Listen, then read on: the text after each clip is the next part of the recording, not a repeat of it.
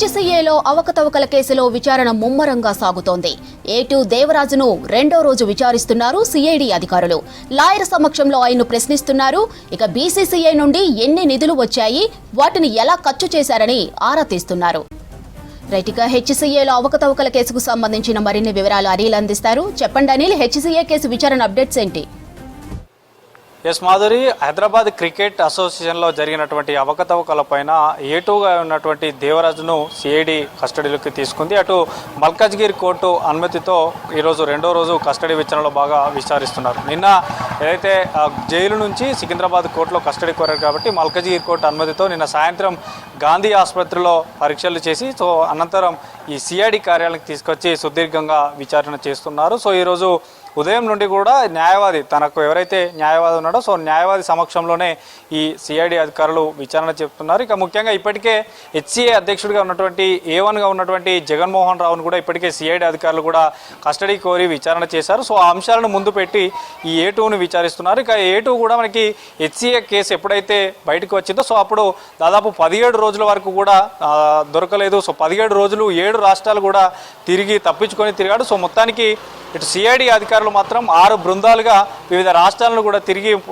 చివరగా పూణేలోని ఒక హోటల్లో వీరిని పట్టుకోవడం జరిగింది. అరెస్ట్ చేశారు. గత జూలై 25వ తేదీన కూడా A2 దేవరాజును అరెస్ట్ చేశారు. అరెస్ట్ చేసిన అనంతరం అటు మల్కాజ్గిరి కోర్టులో ప్రొడ్యూస్ చేసి తర్వాత జైలుకు పంపించారు. ముఖ్యంగా ఇటు బీసీసీఐ నుంచి వస్తున్నటువంటి నిధులు, అసలు హెచ్సీఏకి బీసీఐ నుంచి వస్తున్నటువంటి గ్రాంట్ ఎంత, జిల్లాల క్రికెట్ అభివృద్ధికి కానీ జిల్లాల గ్రౌండ్స్ అభివృద్ధికి కానీ వీరు చేస్తున్నటువంటి ఖర్చులు ఏంటి, ఇప్పటివరకు అటు ఐపీఎల్ నిర్వహణకు వచ్చినటువంటి ఫండ్స్ కూడా ఉంటాయి. వీటన్నిటిని కూడా పక్కదారిన పట్టి తర్వాత సొంత లాభాలకు ఏమైనా వాడుకున్నారా, ఇట్లాంటి విషయాలన్నింటినీ కూడా ఆరా తీస్తున్నారు. ఇక ముఖ్యంగా ఇప్పటికే ఇందులో 6 అరెస్ట్ అయ్యారు. 6 ముగ్గురికి కూడా బెయిలు అటు మల్కాజ్గిరి కోర్టు మంజూరు చేసింది. అందులో శ్రీచక్ర క్రికెట్ క్లబ్కు సంబంధించినటువంటి ప్రెసిడెంట్గా ఉన్నటువంటి కవితతో పాటు తర్వాత సెక్రటరీగా ఉన్నటువంటి రాజేంద్ర యాదవ్, తర్వాత ట్రెజరర్గా ఉన్నటువంటి శ్రీనివాసరావు, వీరందరినీ కూడా ఈ ముగ్గురిని కూడా బెయిల్పై విడుదలయ్యారు. మరొక ముగ్గురు అంటే A1గా ఉన్నటువంటి జగన్మోహన్ రావు, తర్వాత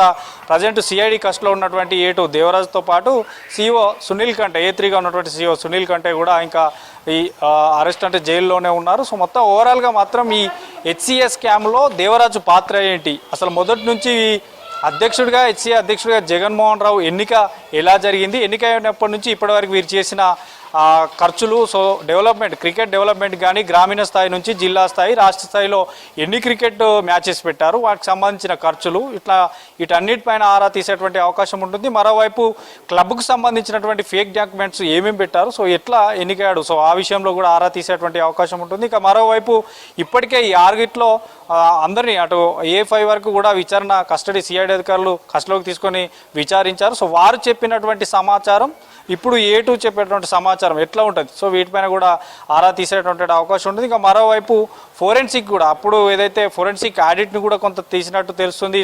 వీరు చేసినటువంటి ఖర్చులకు కింది స్థాయిలో చేసినటువంటి దర్యాప్తులో చాలా తేడాలు ఉన్నట్టు తెలుస్తున్నాయి. వీటన్నిటిపైన కూడా A2 అయినటువంటి దేవరాజును విచారించేటువంటి అవకాశం ఉంటుంది.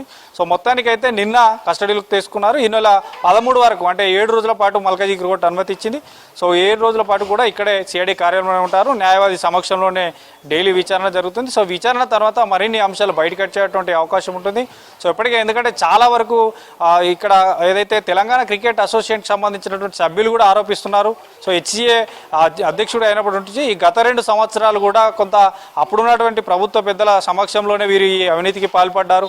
చాలా సొమ్ములు అంటే చాలా బీసీఐ నుంచి వచ్చేటువంటి ఆ నిధులను కూడా అక్రమంగా వీరు పక్కదారిన పట్టించారు. ఎక్కడ కూడా డెవలప్ చేయలేదు, యువతని క్రికెట్కి తీసుకోవడానికి కూడా సహకరించలేదు.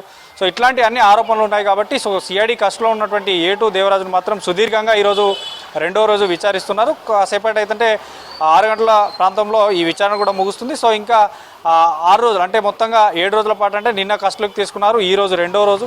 ఈ నెల 13 వరకు మాత్రం ఇంకా విచారణ కొనసాగనుంది మాధురి.